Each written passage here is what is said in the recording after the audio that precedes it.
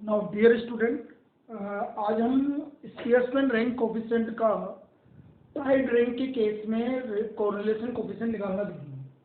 Now Tide rank का क्या मतलब है? जब आपका कोई भी ऑब्जर्वेशन एक या दो से ज़्यादा बार अकर हो जाए, तो उस केस में फॉर्मूला क्या होगा वो चीज़ समझिए।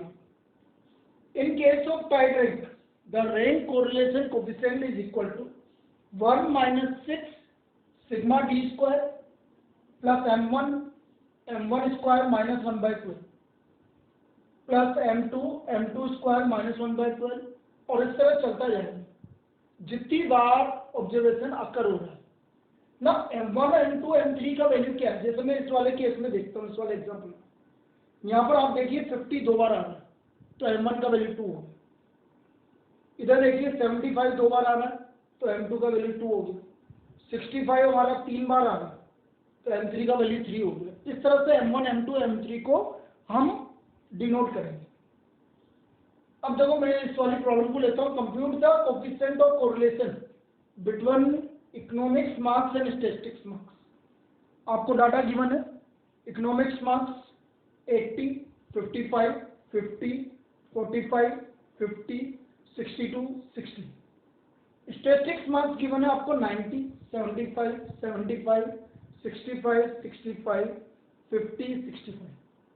अब देखिए आप इसके मार्क्स, ये मैंने इनको मार्क्स को लिख दिया। अब हम देखेंगे कि इसमें सबसे बड़ी वैल्यू क्या है। 80 फर्स्ट नंबर, इसकी रैंक फर्स्ट दे दी। इसके बाद 62 second rank, 60 third rank, then 55 fourth rank, then fifth rank.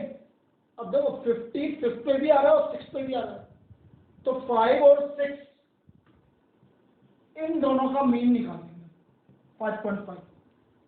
तो 50 की रैंक हो गई 5.5, तो फिफ्थ और 6 यहाँ से चला गया तो 7th रैंक आपकी 45 की आ गई। इसी तरह इधर से देखिए आप वापस से, हमने फर्स्ट रैंक दी इधर 90 सबसे ज्यादा वैल्यू, देन 75 आपका सेकंड पे भी है थर्ड पे भी है, तो सेकंड प्लस थर्ड में, तो 75 की रैंक आ गई 2.5, ये 2.5 इसकी रैंक आ गई। देन 65 आपका है फोर्थ फिफ्थ और सिक्स पे, फोर्थ फिफ्थ सिक्स, तीन वैल्यू है तो डिवाइड बाय 3, तो इसकी रैंक आ गई आपकी 465 की, और लास्ट रैंक हमारी कितनी हो जाएगी इसकी 7 हो जाएगी। तो ये तो रैंक ऑफ इकोनॉमिक्स मार्क्स और रैंक ऑफ स्टैटिस्टिक्स मार्क्स आ गया। अब हम डिफरेंस की बात कर रहे हैं बेटा।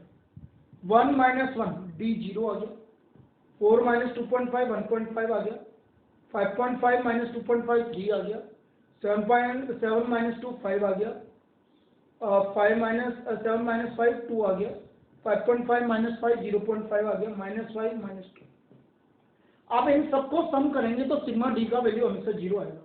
अब डी स्क्वायर निकाल लिया हमने, सबका स्क्वायरिंग करके रख दिया, तो हमारा सिग्मा डी स्क्वायर आ रहा है हमारा 44.5। ये हमारा सिग्मा डी स्क्वायर आ गया बेटा। अब हमारे पास सिग्मा डी स्क्वायर आ गया तो हम इसका फॉर्मूला रख देते हैं। Now what is the coefficient of correlation? 1 - 6 sigma D square m1 square minus 1/12 m2 square minus 1/12 plus m3 square minus 1/12, और divide by n into n square minus 1। और अब दीजिए बेटा 1 - 6 सिग्मा डी स्क्वायर 44.5 आ रहा है हमारा। m1 कितना है 2 स्क्वायर माइनस 1/12, दो बार रिपीट हो रहा था। फिर 75 भी दो बार रिपीट हो रहा था, 2 स्क्वायर माइनस 1/12। 65 तीन बार रिपीट हो रहा था। टोटल ऑब्जर्वेशन कितनी है 1 2 3 4 5 6 7 स्क्वायर माइनस 1, तो ये आ गया 1 - 6 44.5। इसको सोल्व करो, 0.5 आ गया, 2 × 3 6/12 0.5 हो गया, 3 × 8 24 2 आ गया, डिवाइड बाय 7 × 48, तो ये आ गया 1 - 6 47.5 अपॉन 7 × 48। इसको जब हम सोल्व करें तो अप्रोक्सीमेटली 0.85 के इक्वल आ रहा है। So what is the coefficient of correlation? इसका हमारा कोफिशिएंट ऑफ कोरिलेशन आ गया 0.15। तो this is the case of tied rank. ये टाइड रैंक के केस में हमारा इसका कोफिशिएंट ऑफ कोरिलेशन है। अब हम लास्ट मेथड पढ़ते हैं इसका रैंक कोरिलेशन कोफिशिएंट के बाद कोरिलेशन निकालने का लास्ट मेथड है method of concurrent deviation. Method of concurrent deviation. अब मेथड ऑफ कॉन्करेंट डेविएशन में हम क्या करेंगे, किस तरह से निकालेंगे वो समझते हैं। Method of concurrent deviation, method of concurrent deviation. Now it is a very simple and casual method. It is a very simple and casual method for finding the correlation coefficient.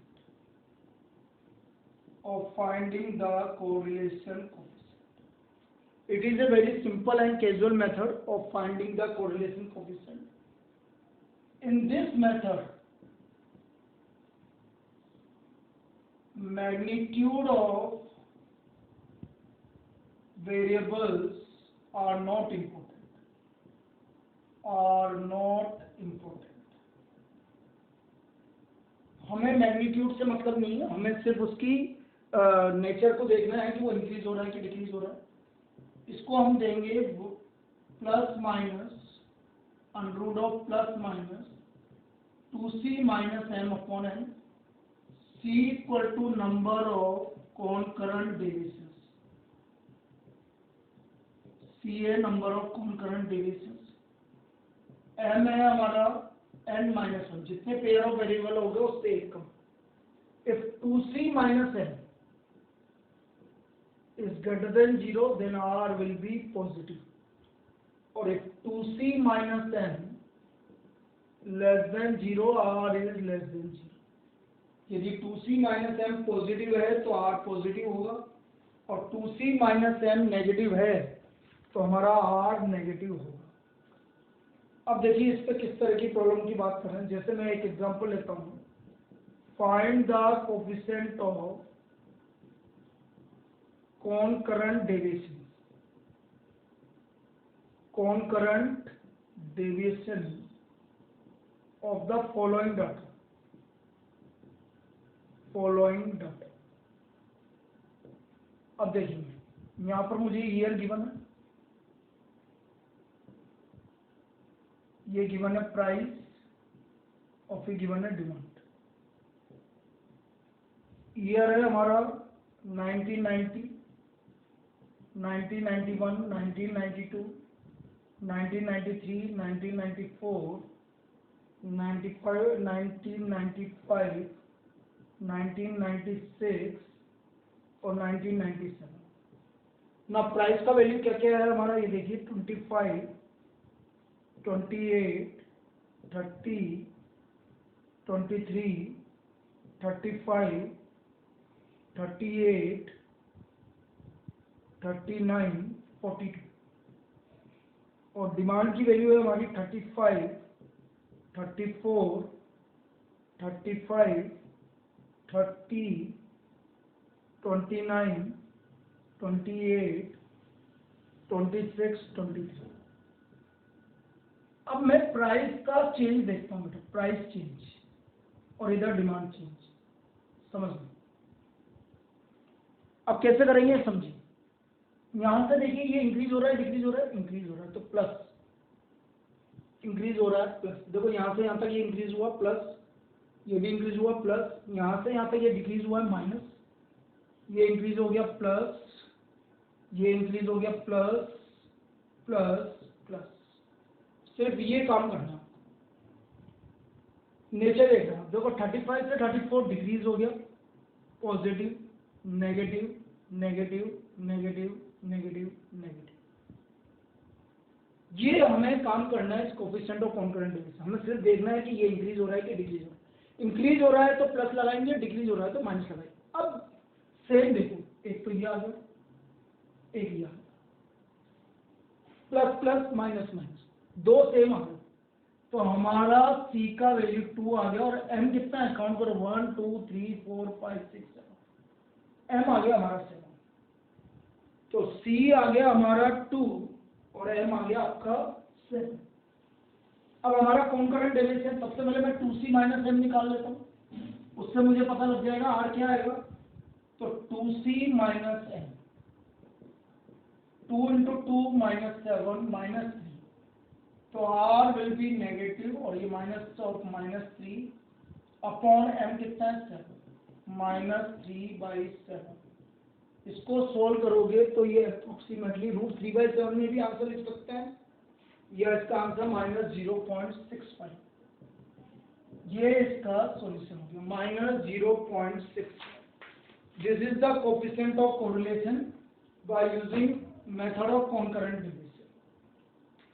अब देखो जनरली जो problem आती है वो कुछ इस तरह की प्रॉब्लम नहीं देगा कि आपको प्लस माइनस लगाना पड़े। आपको तो क्या करेगा, वो डायरेक्ट प्रॉब्लम देगा, सब कुछ वैल्यू देगा और आपको उससे आंसर निकालना है। जैसे हम पहली प्रॉब्लम की बात कर रहे हैं, देखिए ये आपसे बोल रहा है for 10 pairs of observations number of concurrent deviation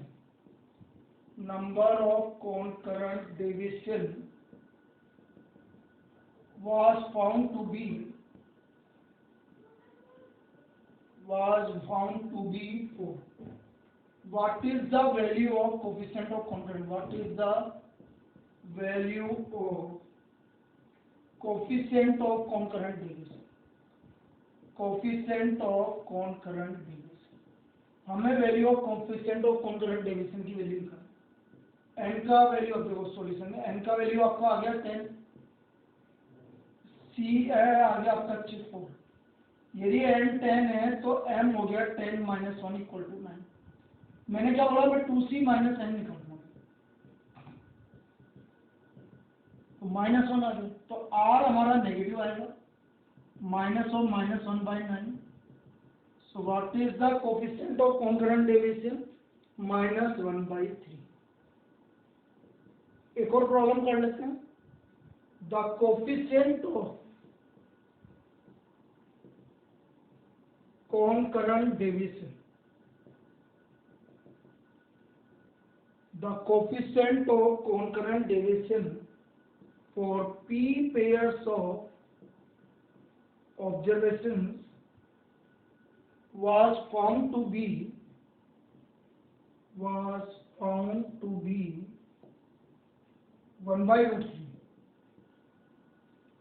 was found to be 1/√3 if the number of concurrent deviation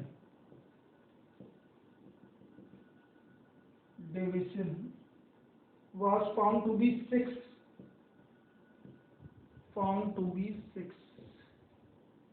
find the value of p। हमें फिर p की वैल्यू निकालनी।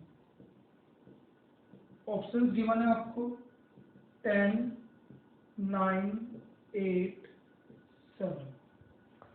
अब देखिए इसमें किस तरह से हम फाइंड आउट करेंगे। बेटा हमें r गिवन है 1/√3, c गिवन है आपको 6, तो 1/√3 C आपका फॉर्मूला क्या, R इक्वल टू, क्योंकि ये पॉजिटिव गिवन है तो पॉजिटिव आएगा 2C minus M upon M, तो यह आ गया 1/√3 इक्वल टू √2C मतलब 12 minus M upon M। Squaring कर दीजिए बेटा, 1/3 equal to 12 minus M upon M, so M equal to 36 minus 3M, 4M equal to 36, M equal to 9। लेकिन हमें पता है जो number of pairs of observation होते हैं वो m minus p equal to n minus 1, तो p equal to m minus 1 और m कितना आ रहा है, और n minus 1, m equal to p minus 1 ऐसे बोलोगे, क्योंकि यहाँ पर m की जगह p गिवन है। तो यहाँ से हमारा p का वैल्यू किसके इक्वल आ गया, the value of p is equal to 10, तो हमारा यहाँ से p का वैल्यू 10 के इक्वल आ गया।